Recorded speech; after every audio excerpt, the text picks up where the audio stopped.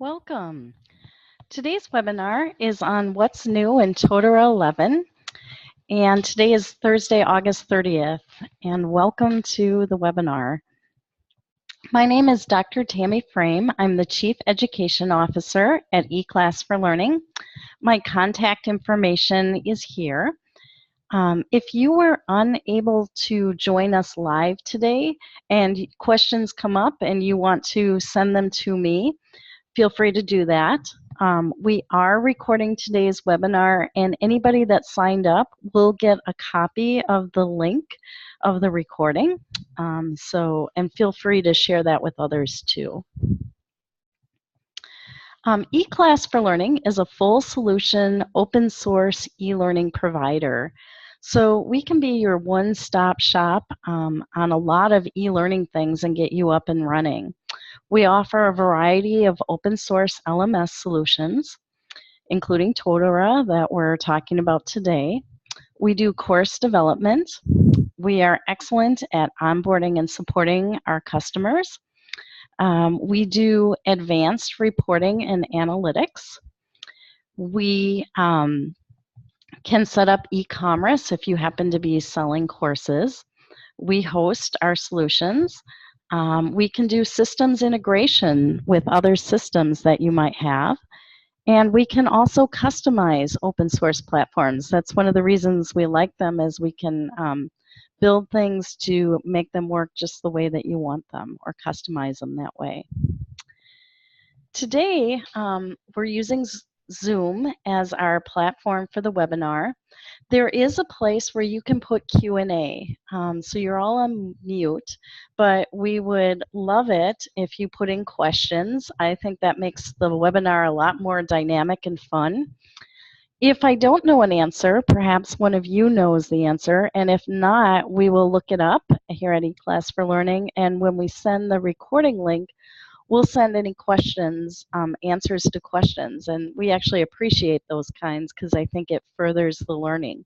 So you don't have to wait till the end to ask a question, just pop those in as needed, and I really encourage you to do that.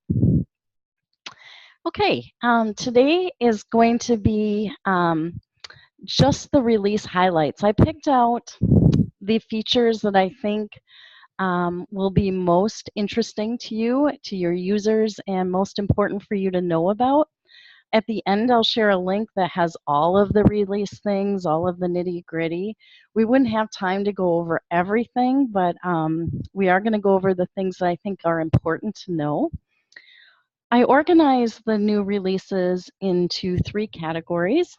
So we're going to talk about what are the changes that affect end users that they would notice right away. What are the changes for instructors and course designers that let them do more?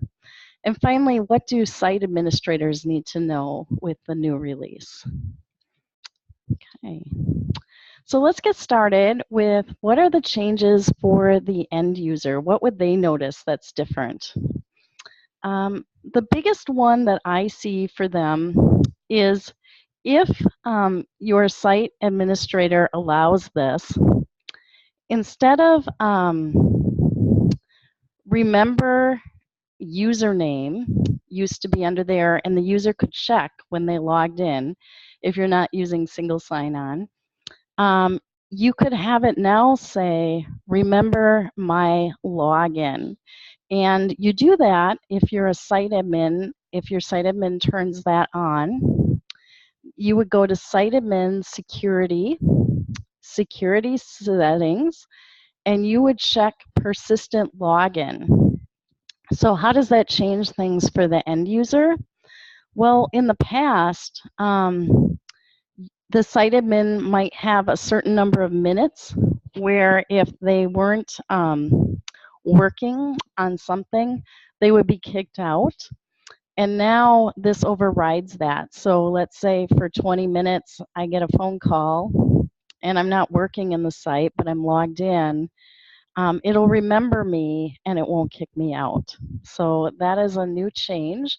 If you want to enable that, the site admin can do that. Okay. Just checking for questions. Okay. That to me is the biggest one that an end user would notice or would affect them. There are a number of changes for instructors and course designers, so we'll go over those next. Okay, multi-tenancy is something that Totara, I think, does well. That means that you can have multiple organizations within your overarching site, okay? And we have a number of clients that do that. And Totara is getting more and more features for that.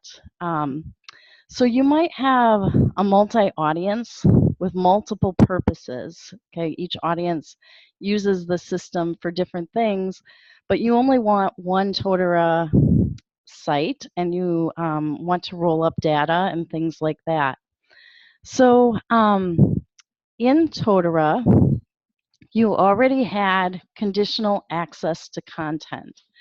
So maybe you said, you can't see this unless it's after a certain date, or the user can't get to the course evaluation unless they pass the quiz, or the user can't get a certification of completion unless they got a certain grade on a quiz.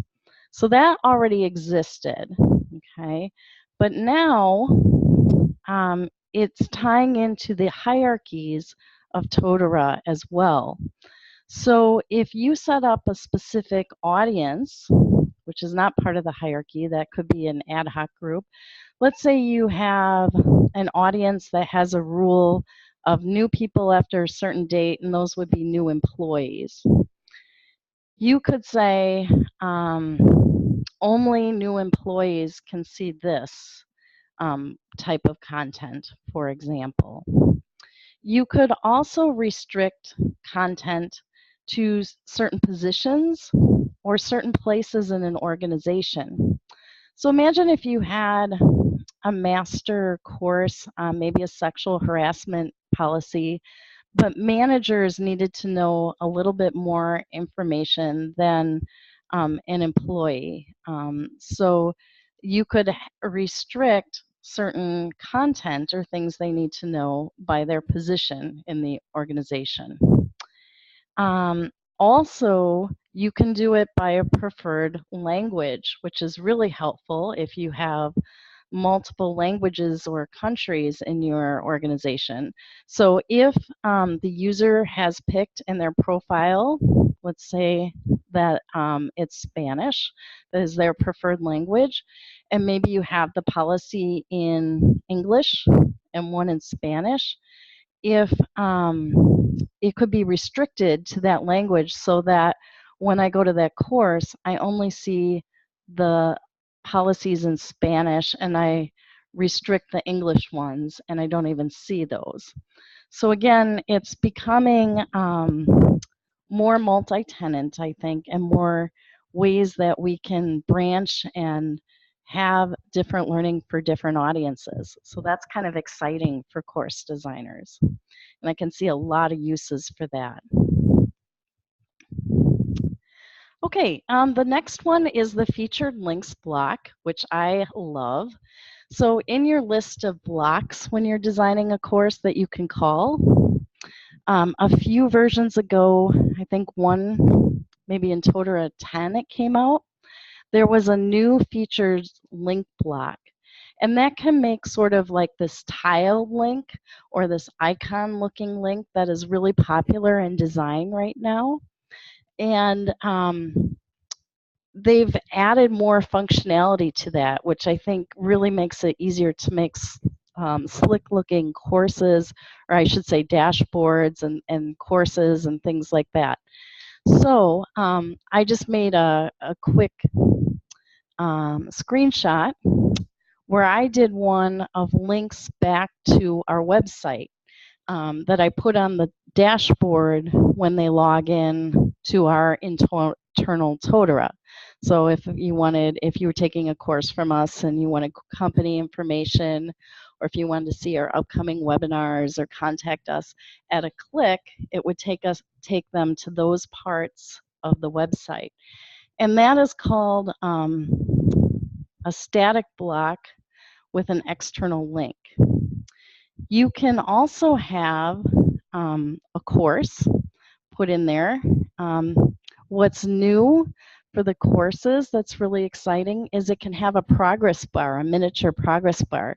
So maybe you could say required courses, and then you could have the 3 required courses on a certain dashboard for a certain audience, and they could see if they are, how far they are in those courses, and it would really be emphasized up front in a visual way. Now what's new is you can add programs and certifications to those blocks, as well as progress bars. Before, you could, I think it filled the whole block, but you can do a fill or fit the tile, and you can play with those and see which one looks better for what you're adding. So I think this is a really nice, beautiful feature for course design and for dashboard design or front page design, and I'm using it quite a bit in a lot of my designs. So if you haven't checked out the featured links block yet, definitely want to give that a try and play with it. You can also have, by the way, a gallery where these rotate pictures every so often. So that's kind of cool too. Okay, the next part is on changes for site administrators. And there's some big ones in here. Probably the biggest one is GDPR compliance, and that has been very much advertised in the Totara releases and in their marketing and so on. So if you're unfamiliar with what that means, it stands for General Data Protection Regulation. And this is a law that came out in May for all the EU countries. And it's a data protection law, and it states that certain things, companies have to do certain things if their site requires a login or is collecting user data in any way. So Totara is compliant with this law, which is the good news, and they make it really easy to comply. Even if you're located in the United States, you might think, oh, this doesn't apply to me, but it might. If you have anybody logging in from overseas or an EU company or utilizing your site, you must comply. eClass for Learning has had several clients that this applies to, and we have assisted with setting this up. Not only the technical, but also of what types of policies you need to have in place, and we have sample ones. Some of them we supply to about what kind of data eClass for Learning would collect through Totara too. So if you need help with that in your client, let us know. If not, we can help you for a fee too. So there are several parts that are now part of Totara that help you comply. The first one is site policy.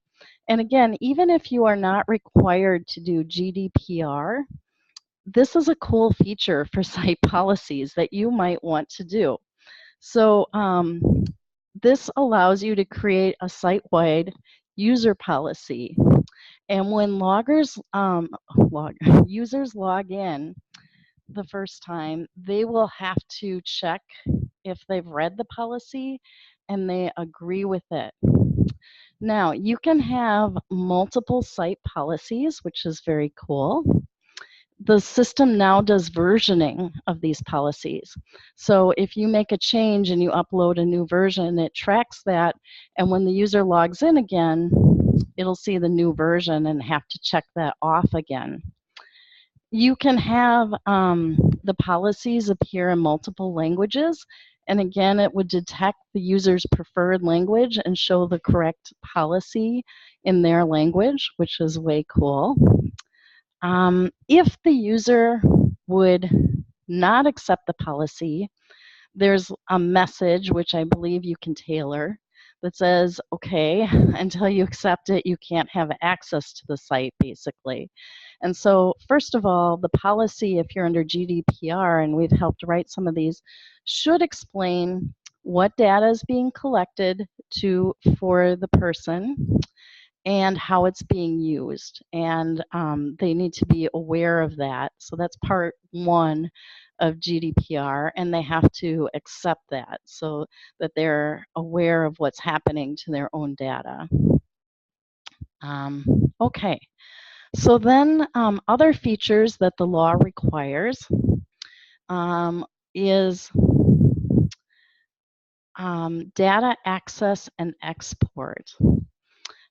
So if a user wanted to see all of their data, the law says you must be able to supply that, and you must supply it.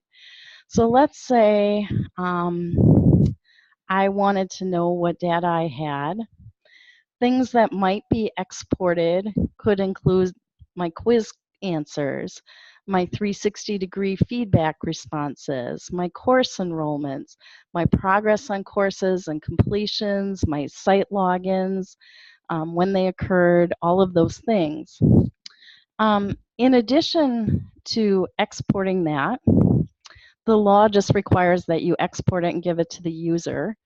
But Totara has made that so it's readable by a human. It's not just a computer export in a CSV format, but they can actually read the data, so that's helpful too.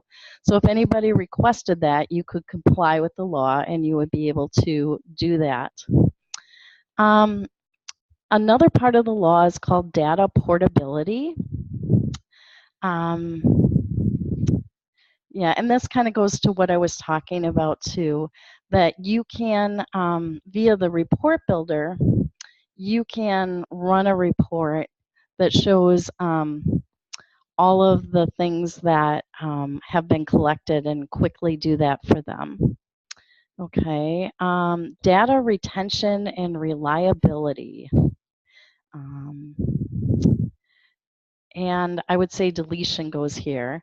So there can be a lot of different ways that you could purge data. That's another part of the law. If somebody says, I want all of my data removed, there's a variety of ways that that can be done. So, and how what things would be retained, what things would be deleted. And then you can have just that purge type for just that user and depending on that use case. So there are different ways that can be done.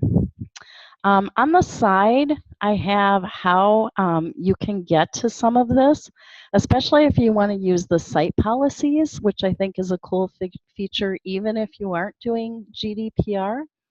And you would go to Site Admin, Security, Site Policies, and then there are two choices there. You can manage your policies there, or you can see a user consent report, and you can see who logged in and consented to how data is being used, and that protects your company if you're under GDPR, and who hasn't.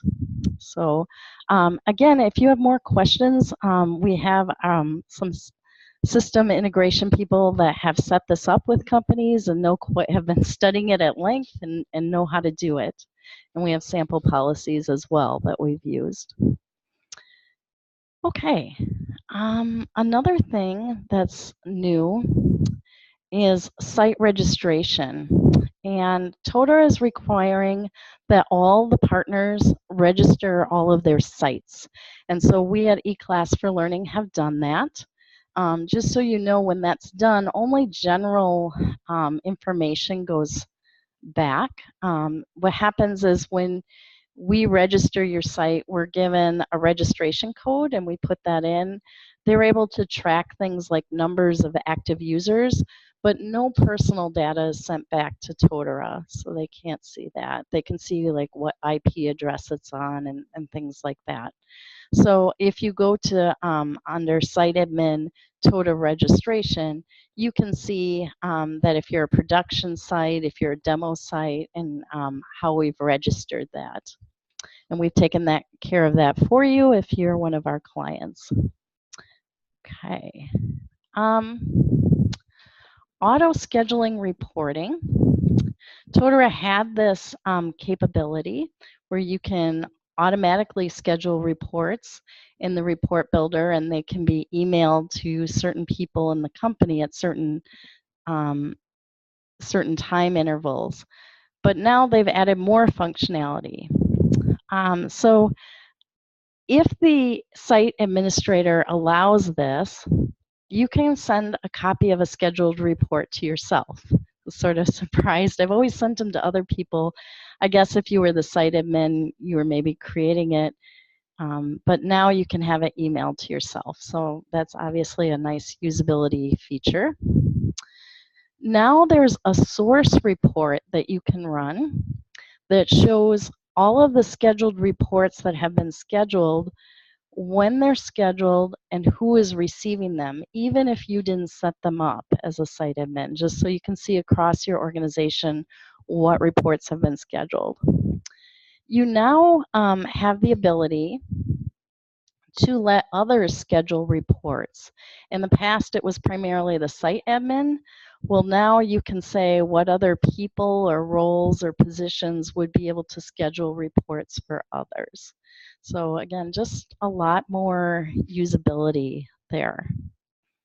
And I think this is our last one that I considered important for you to know about.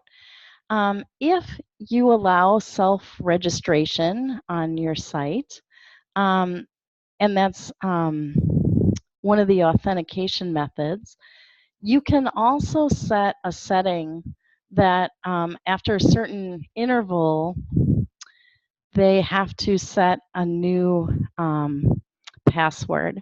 And that's just a best practice for security. It also makes sure that your users are real users and active users and so on. So that is something that you can set up as a site administrator. To do that, you would go to Site Administration. It's under Plugins, Authentication, and then Manage Authentication. And then under there, you would click on Settings for Self-Registration, and you can set that up. All right. In the email that I'll send with the recording, this is a really good link for you to go to. It has everything that's new in Totara 11 with all the documentation. And one thing I'd like to give a shout out to Totara. In the past, they've rapidly released new versions, which they still do with a lot of new features, which makes it a really exciting platform, and new things are coming out all the time. But sometimes the new features came out before the documentation. And this time, that has really improved. There's a lot of things that are improving really fast at Totara. And there's a lot of new hires and managers and things at the highest levels, and it's pretty exciting. And one of the things that I've really noticed as a partner is their documentation has gotten much more timely and much deeper and much better. So this time, they released all of the documentation for Totara 11 right along with the platform instead of kind of lagging behind. And they've done a really nice job. So if you want to know all the nitty-gritty, this is a good place to do. It's easy to read, and then you can drill down deeper if you want to know about them. So that's a great site to have, and I'll put that in the email with the recording link for you too. This has been a quiet group. Does anybody have any questions for me today? Otherwise, I think it's really great just for you to be aware of what's available to you so you can get the most out of the platform. If you think of questions later, feel free to give me a call or send me an email. And thank you so much for joining us today and for your time. And I really appreciate you spending some time with us. So thanks much and have a good afternoon.